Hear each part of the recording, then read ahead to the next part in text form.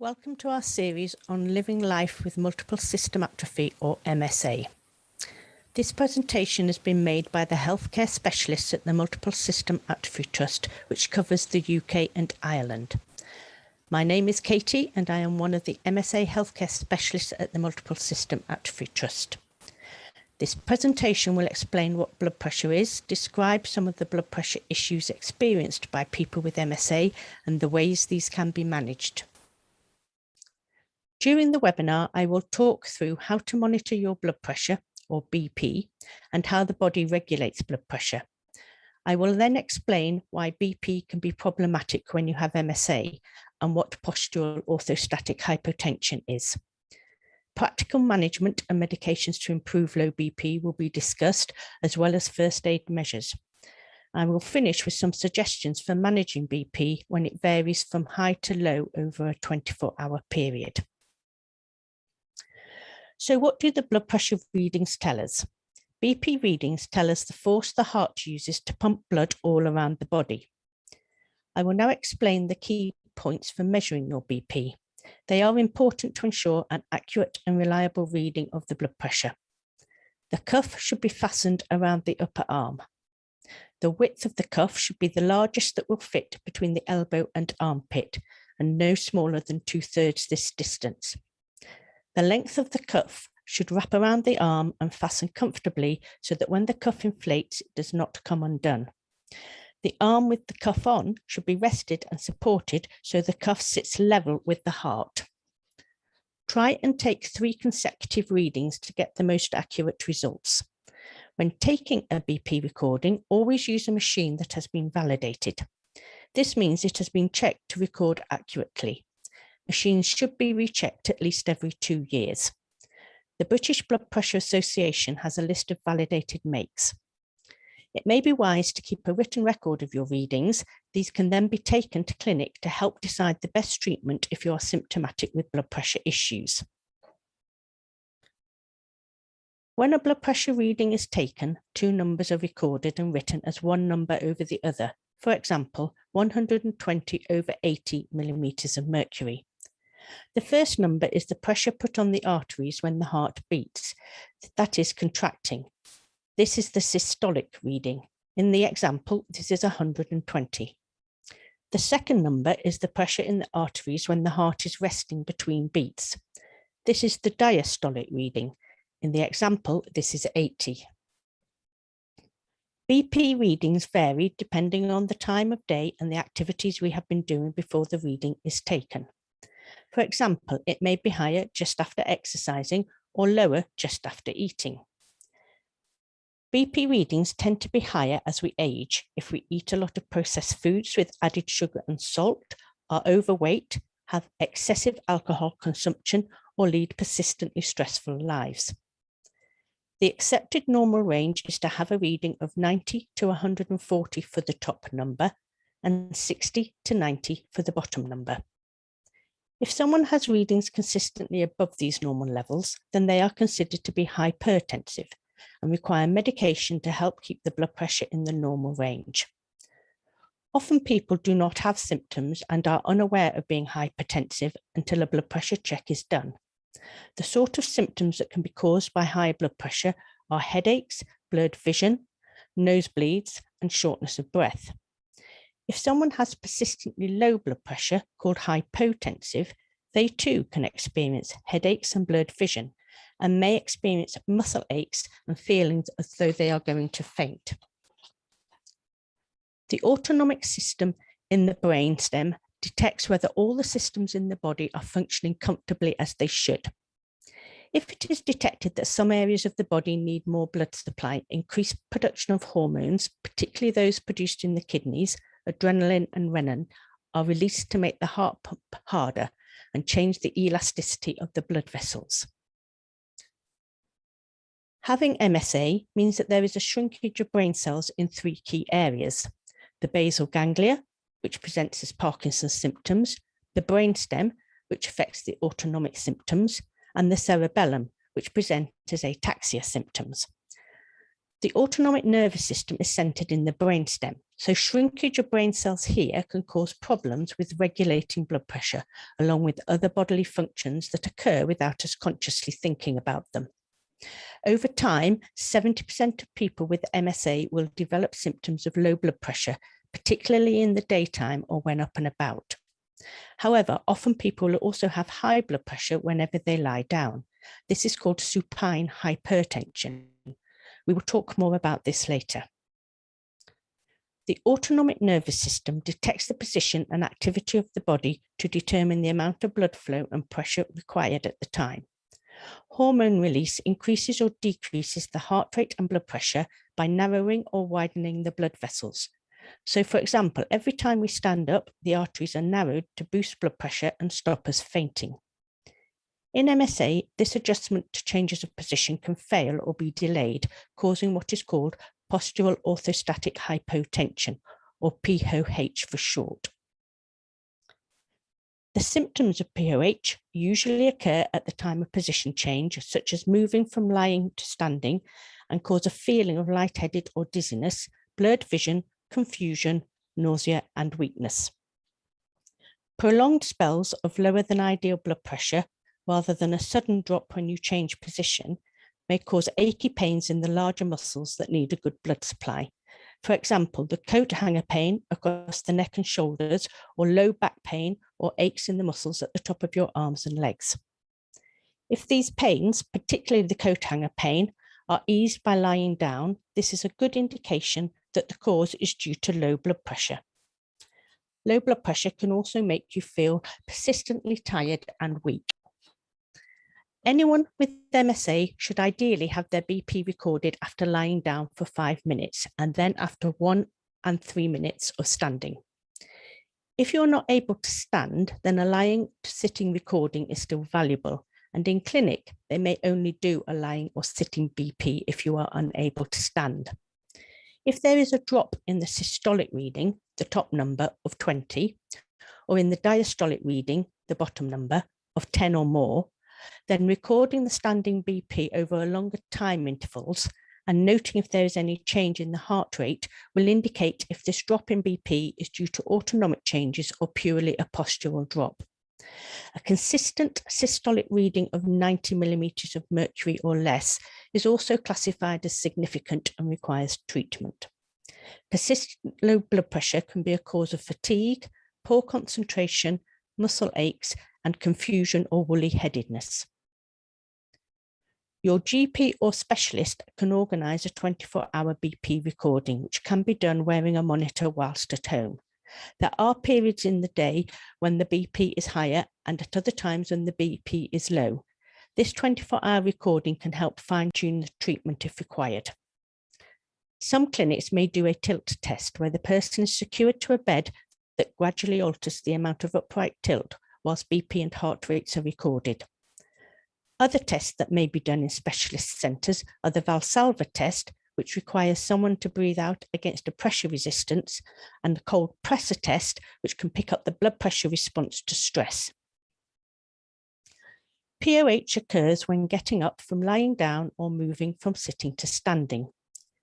POH may also happen if someone stands in the same position for a long period of time. For some people, it can occur after eating when the blood supply is drawn to the gut to assist digestion. Straining to open the bowels can trigger episodes, as can sitting for long periods in direct sunshine or hot rooms. Not drinking enough is a common cause of fainting, so if you have MSA, it is important to keep well hydrated. There are also a number of practical measures you can adopt to counter these issues. Drinking at least 2 litres of fluid a day, particularly water, as this is quickly absorbed. Having extra salt on food, as long as you don't have periods of high blood pressure. This also helps keep the fluid in the bloodstream. Eating smaller, regular, low carbohydrate meals rather than one large meal in the day reduces the digestion time and the demand on blood flow if low blood pressure after meals is a problem. It is better to take laxatives regularly to avoid the need to strain on the toilet. When changing position, it is wise to take your time and be mindful after standing. Wait and let any lightheadedness pass before moving away from your chair or bed. Rise to sitting from lying gradually, using a bed head raiser or the riser function on a recliner chair. When moving from sitting to standing, do some leg exercises and have a drink if possible before standing. Once standing up, stay by the chair and allow time for adjustment of the blood pressure before setting off. Sit back down if you feel too lightheaded. Whilst you are sitting, do intermittent leg and arm exercises and avoid prolonged standing. While standing, tighten the buttocks, calf muscles, and step from foot to foot. Exposure to heat can divert blood to the peripheral blood vessels, which can trigger a drop in blood pressure. So avoid spending too long in hot environments or taking too hot showers or baths. Pressure stockings or an abdominal binder can help maintain blood pressure by reducing blood pooling in the abdomen and the lower limbs.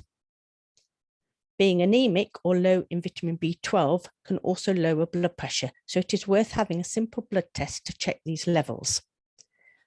All this information is on our postural hypotension fact sheet on our website or can be posted to you. There are a number of things to think about when considering medication management of low blood pressure. All of these require discussion with your GP or consultant. The first thing to think about is whether any medications that you may be taking for other health problems or other symptoms of your MSA are possibly making your low blood pressure worse. For example, Parkinson's medications or medications for erectile dysfunction. Many other medications can cause a drop in blood pressure. Sometimes it is possible to stop these medications or change to one that is less likely to lower blood pressure. Many people over the age of 50 are on medication to treat hypertension. If you are on medication previously to reduce high blood pressure and now experience symptoms of low blood pressure, then discuss this with your GP to see if this medication can be modified or possibly even stopped.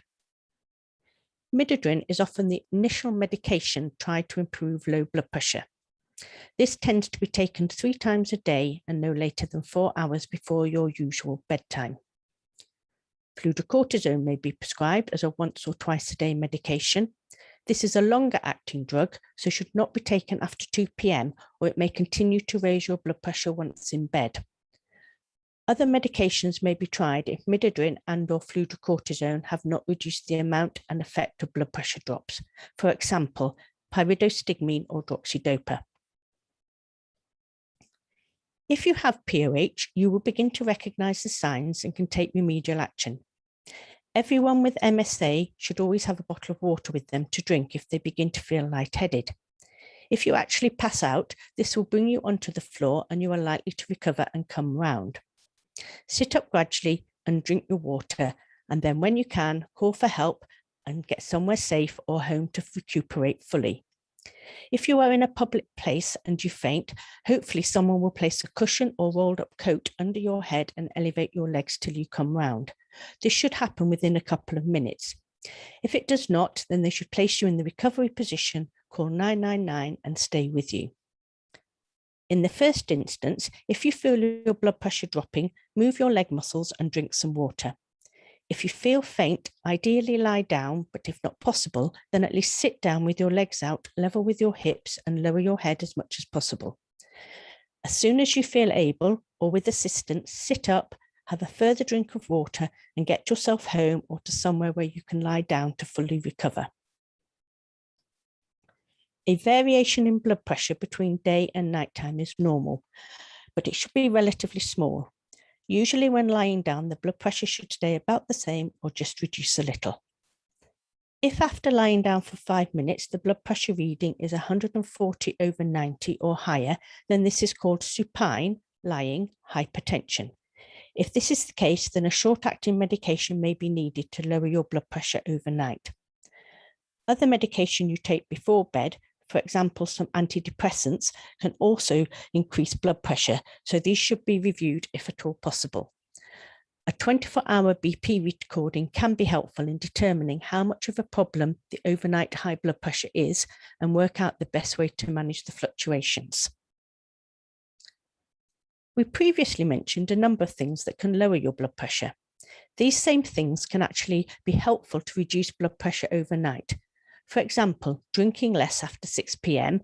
or a small amount of alcohol just before bed, and a small meal or snack in the evening may all help reduce the rise in blood pressure when lying down.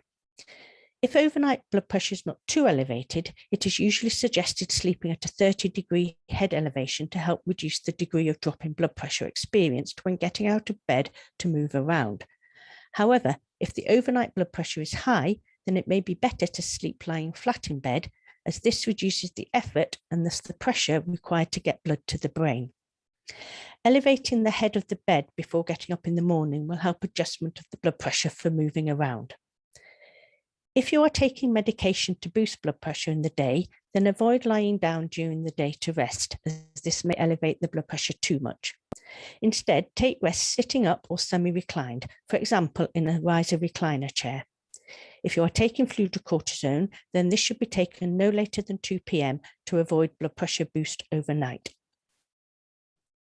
The key messages from this webinar are: everyone with MSA should get regular blood pressure recordings done at their neurology or movement disorder clinic. It may be useful to get a home blood pressure monitor so you can check your blood pressure regularly and when you feel you have symptoms of low blood pressure. If you experience symptoms of low blood pressure, try to identify if there are any triggers and avoid these. Put into practice the practical management strategies that have been discussed in this webinar. Inform your GP and consultant if you have symptoms of low blood pressure, allowing them to consider if medications need reviewing, further tests need doing, or a medication that should be started specifically to boost your blood pressure. The MSA Trust support those living with MSA, their carers, family and friends by providing an MSA Health Care Specialist telephone and email support service, Monday to Friday, 9 a.m. to 5 p.m. You can find the specialist for your area on our website. Our social welfare specialists can give you information about financial help, including grants for adaptations and equipment. They can also talk to you about how to access care and support and other non-medical issues you may have. We provide information materials and fact sheets about living with MSA and symptom control, all of which are available on our website. We run a network of support groups located around the UK and Ireland with help from our volunteers, and also run digital support group meetings. We oversee a supportive online forum on Health Unlocked. We give support with communication aids and voice banking. We provide accurate and up-to-date information through MSA News, our regular magazine, and through our website. We offer education sessions and have specialist guides for health and care professionals working with people living with MSA. The MSA Trust is funded entirely by voluntary donations, and all our services to people affected by MSA are completely free of charge. Our contact details are on your screen now. Thank you for listening today, and please do get in touch with us if you have any questions. This presentation contains basic information and is not a substitute for medical advice from your specialist.